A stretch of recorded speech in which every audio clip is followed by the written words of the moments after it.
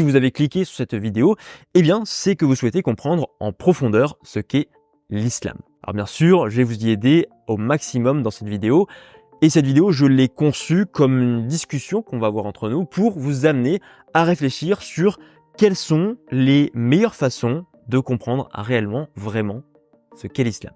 Alors avant même de commencer la vidéo, je vous propose de vous poser la question suivante, de vous demander comment aujourd'hui vous pensez, quelles sont les meilleures manières pour réellement comprendre l'islam. Posez-vous cette question, prenez 15, 20, 30, 1 minute, 30 secondes ou 1 minute, mettez cette vidéo en pause et réfléchissez-y et on se retrouve juste après.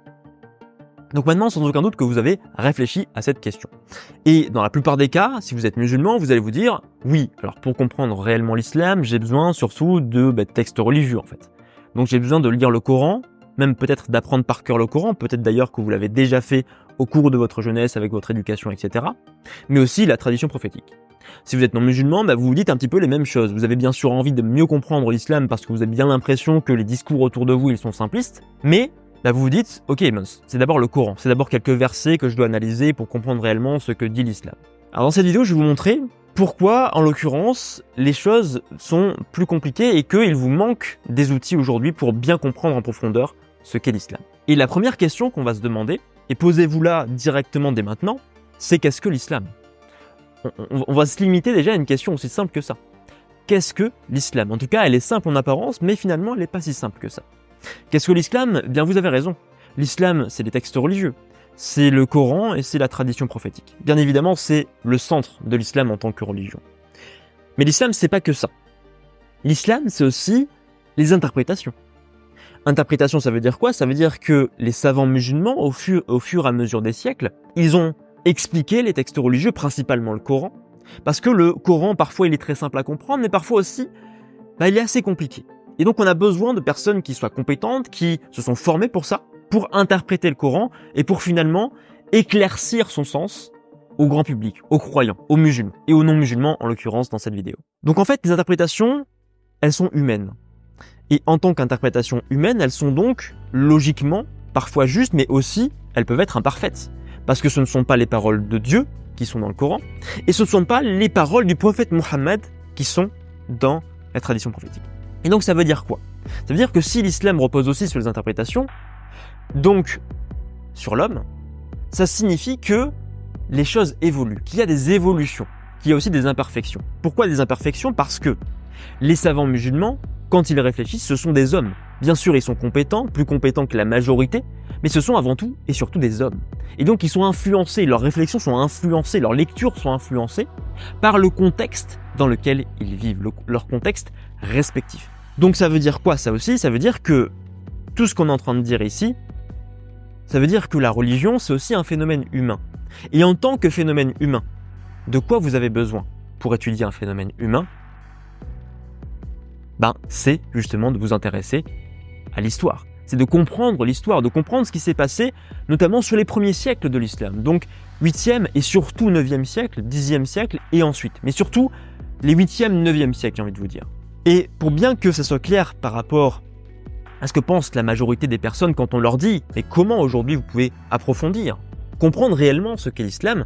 Je vais vous parler d'une histoire, je vais vous raconter une histoire. Cette histoire, c'est celle de 6 personnes de mémoire, ou 5 personnes, auxquelles on a fait rentrer, ces personnes, on les a fait rentrer dans une salle qui était complètement sombre. Et au milieu de cette salle-là, il y avait un éléphant. Mais bien sûr, ces personnes n'en savaient rien. Elles entrent dans le noir, elles ne savent pas du tout qu'il y a un éléphant. Et on les place donc à peu près de chaque côté de l'éléphant. Et ces personnes-là, on va leur demander de toucher ce qu'elles ont devant elles. Et bien sûr, comme il fait noir, elles ne savent pas que c'est un éléphant. Et donc la première personne, elle va toucher la trompe de l'éléphant et elle va dire « c'est un serpent ». L'autre personne va toucher son oreille et elle va dire « ça c'est un éventail ». Une autre personne va toucher sa patte et puis elle va dire « j'ai bien l'impression que ça c'est un pilier, c'est un pilier que j'ai devant moi ». Puis l'autre personne va toucher son dos et elle va croire que c'est un mur. Oui, j'ai un mur devant moi. Une autre touche la queue de l'éléphant et va dire « là c'est une corde ». Alors qu'est-ce que ça veut dire tout ça ? Ça veut dire qu'aujourd'hui, si vous vous limitez à la religion, vous êtes un petit peu comme cet aveugle qui est dans la salle avec l'éléphant. Vous touchez une partie de l'islam parce que vous avez une partie de l'islam importante, mais vous avez l'impression finalement, comme ces personnes-là, d'avoir la vérité devant vous, de finalement savoir l'essentiel. Oui, devant vous, j'ai l'islam. Voilà, ça c'est l'islam. Mais on oublie, et vous oubliez, beaucoup de personnes oublient malheureusement, mais c'est pour ça que j'ai créé cette vidéo, que pour bien comprendre l'islam, il y a besoin de l'histoire, il y a besoin de comprendre ce qui s'est passé dans les siècles, parce que l'islam, a évolué au fil des siècles. Et donc ces personnes-là, comment elles auraient pu comprendre finalement réellement ce qui se présentait devant eux, en l'occurrence l'éléphant? Bien, il fallait qu'elles allument la lumière. Il fallait qu'elles allument la lumière pour qu'elles puissent embrasser l'ensemble de ce qu'elles avaient devant eux, pour embrasser l'ensemble de l'éléphant, pour voir réellement l'éléphant. Donc ce que je vous propose ici, c'est finalement que de comprendre que pour bien comprendre l'islam, il faut allumer cette lumière. Allumer cette lumière, ça veut dire bien sûr vous intéresser, étudier les textes religieux, mais aussi du coup voir cette partie qui était pour vous, en l'occurrence jusqu'à maintenant, un petit peu dans l'obscurité, c'est l'histoire. Et vous rappelez également que pour bien comprendre l'islam, il faut que vous arriviez à comprendre qu'aujourd'hui, si vous mettez les choses à plat, on a dans l'islam quelque chose, des éléments qui vous paraissent évidents aujourd'hui. Ce que j'appelle évident, c'est, vous avez la tradition prophétique. La tradition prophétique, elle est extrêmement importante. Les recueils de tradition prophétique sahih, comme ceux d'Al-Bukhari et de Muslim. Vous avez aussi les écoles juridiques. Tout ça aujourd'hui vous paraît évident parce que ça fait partie intégrante de l'islam, notamment de l'islam sunnite, pour les écoles juridiques sunnites. Et ça fait des siècles que ça existe, et donc c'est évident, ça a quasiment toujours existé pour vous. Mais ce sont bien des constructions, ce sont bien des choses qui ont été créées au fur et à mesure des siècles, par rapport aux réflexions que les savants ont menées, par rapport aux réflexions que les sociétés musulmanes ont menées en leur sein. Donc rien n'est évident. Et surtout, quand vous allez vous intéresser à l'histoire, la période la plus importante, la plus cruciale, c'est le 9e siècle. Le 9e siècle, vous le connaissez sans doute parce que on l'appelle souvent, on le taxe souvent de l'âge d'or de l'islam. Mais quand on parle d'âge d'or de l'islam, on vous parle souvent d'un âge d'or scientifique, d'un âge d'or culturel. Mais cet âge d'or, il a aussi été extrêmement important parce que ça a aussi nourri tout ça, les réflexions religieuses. C'est au 9e siècle que le sunnisme réellement est né. C'est au 9e siècle que les principaux recueils de traditions prophétiques authentiques, les Sahih d'Al-Bukhari et de Muslim, ont été rédigés. Donc, pour bien comprendre l'islam, vous avez besoin de l'histoire. Et justement, mon job, ce n'est pas de vous faire apprendre les textes religieux comme un imam pourrait le faire. Je ne suis pas un imam, j'ai une formation en histoire, et donc mon but, c'est de vous faire comprendre l'islam aussi à travers ce prisme de l'histoire qui est juste essentiel si vous voulez aujourd'hui réellement comprendre en profondeur l'islam. Donc, ce que je vous propose, c'est que si vous voulez comprendre réellement donc l'islam, en profondeur l'islam, c'est avec moi, finalement, de comprendre l'histoire, d'apprendre l'histoire des premiers siècles de l'islam principalement. Et pour ce faire, je vous invite à vous inscrire au live que je vais mener en direct mardi soir à 8h30. Alors attention, c'est un direct qui est privé, donc vous ne pourrez pas vous connecter sans vous être inscrit à la base.